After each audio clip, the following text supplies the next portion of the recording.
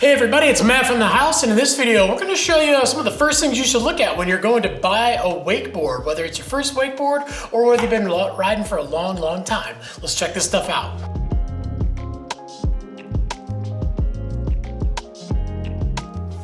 Okay, wakeboards. There's a lot of different stuff out there, and you do see, the shapes are very similar. You do see some differences usually in the, the shapes on the noses. But other than that, it is kind of hard to, really know what you're looking at if you don't know what a lot of the text means. So usually if you've been wakeboarding for a while, you probably know what you want. But if you're kind of a beginner first time or even an intermediate rider, you've ridden a few times, you're maybe looking to get your first board. There's a lot of things you can look at in the text and the descriptions on our website that will actually show you, or basically tell you everything you need to know about the board. So one of the things you can look at right off the bat is the price. Usually the higher end boards are the more expensive boards, but not all the time. But if you're looking for that good starter board, something to be nice and easy and get you going, look towards the less expensive boards. And a lot of times they'll have those features that are going to help you, learn really fast and progress too. So next thing to kind of look at is, I always say, look at the rocker type of the board. This can tell you a lot. So we've got boards all the way from these 3-stage to continuous and in between. But those are the two main ones to remember, is remember continuous rocker and 3-stage. So a continuous rocker basically is a board that has exactly what it sounds like. The rocker is continuous and uninterrupted. It's basically just a nice, easy, smooth carve or bend to the board. What this does is when you're going to turn the board actually has a little bit easier turning. Also, as you're coming off the wake, that nice, easy, smooth rocker, when you come off the wake, it tends to launch off the wake a little bit more. So definitely can be a little bit more forgiving, a little easier riding. And as you're coming off the wake, nice, smooth pop off the wake. Well, likewise, on the other end of the spectrum, when we get into a 3-stage rocker. A 3-stage rocker is basically a board where it's just what it sounds like. It rocks, it flattens out, and then you get rocker in the nose and tail. So by having that flat spot in the middle, this actually causes the board to sit a little bit higher.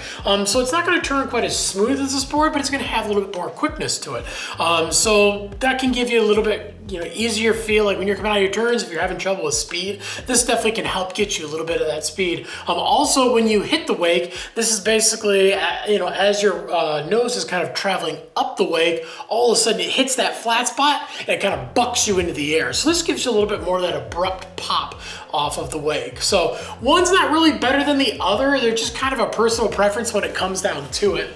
And then once we get into, you'll see some boards where sometimes it'll say abrupt continuous or subtle 3-stage, or even hybrids like this Ronix board, which actually has a continuous rocker that's more blended into a 3-stage. So that kind of gives you something in between. But again, great place to start, just to kind of, feel out how your board is gonna, feel in and out of its turns and off the wake. Okay, next up we're going to look at the shape of the tip of the board. Obviously we've got some shapes that are a little bit more rounded off, and we've got some shapes that are a little flatter and, more angular towards the edges of the boards. This is basically going to tell you a little bit about how the board is also going to come off the wake in addition to the rocker. So when you've got that nice rounded, nose to the shape to the board, as the board comes off the end of the board, it gradually comes off the longest point of the board. When you've got the flatter noses, or even some of these where it actually is kind of dipped in a little bit, but it's still more that angular shape towards the edge of the board, those tend to come off of the wake all at once and give you a little bit more of that kick off of the wake. So the cool thing is that you can take a board that has a continuous rocker and put a little flatter nose on it. It's going to have a little bit more kick off the wake than a board with a continuous rocker with the rounded nose. But another great thing that you can look at just by looking at the picture, and it can kind of tell you exactly what the board's going to do. Okay, next thing to look up is check out the fin setup too. A lot of times we flip the boards over and you can look at the pictures of them and you can see the boards usually have that center fin, and then they'll have molded fins on the outside. So the more fin the board has, the easier it's going to stay in the water and the easier it's going to track too. If you get into a higher end board and you want a little bit looser feel, usually you're going to take that center fin off and ride with just the outer two fins.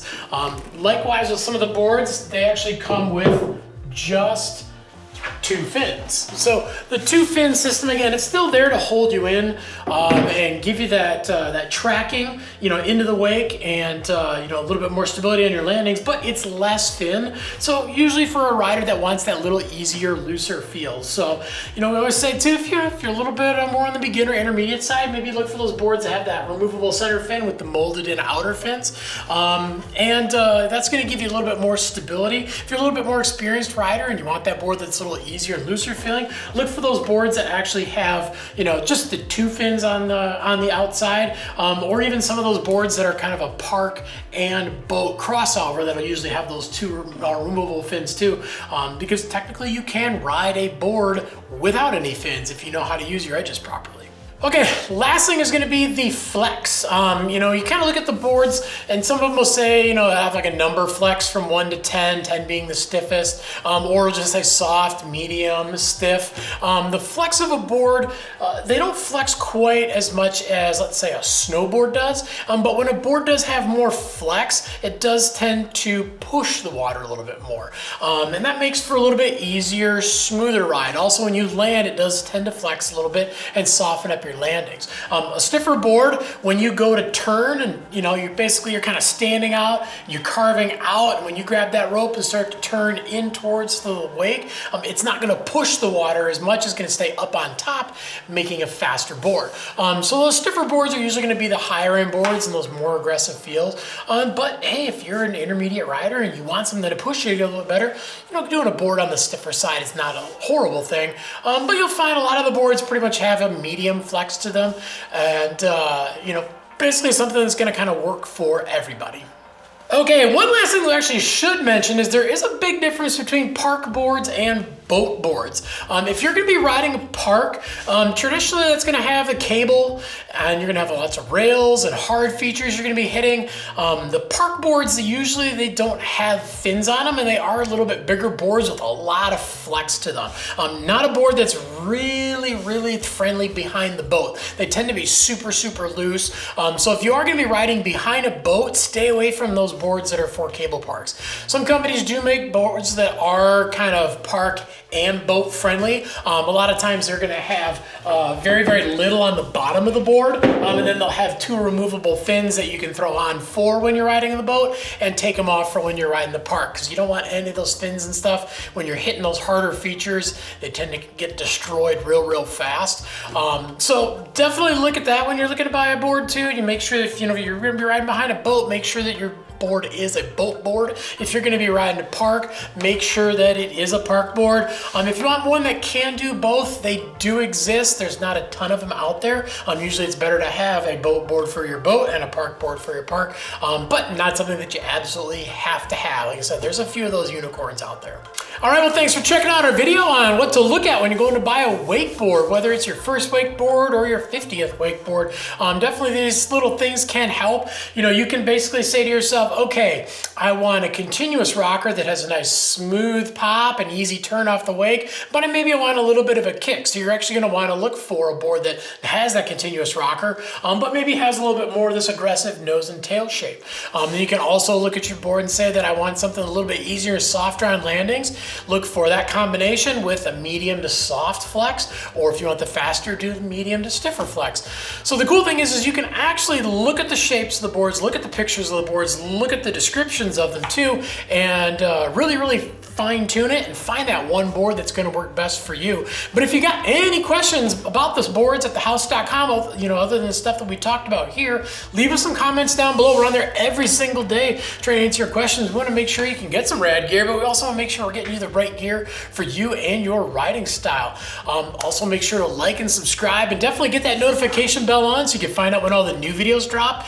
And yeah, whether you like that nice, easy, smooth board, or you want something that just absolutely annihilates you off the wake, get out and ride, because any day riding is a good day riding.